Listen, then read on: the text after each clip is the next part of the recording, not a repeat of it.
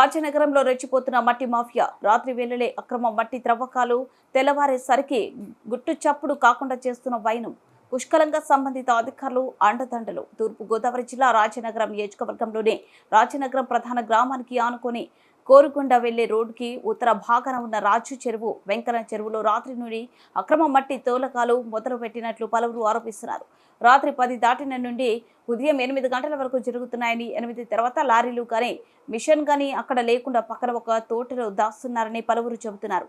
ఎన్నికల కోడ్ ఉన్న సందర్భంగా కూడా ఇలా అక్రమ మట్టి త్రవ్వకాలలో చేయడంపై అధికారులకు స్పందించి తగు చర్యలు చేపట్టాలని పలువురు కోరుతున్నారు.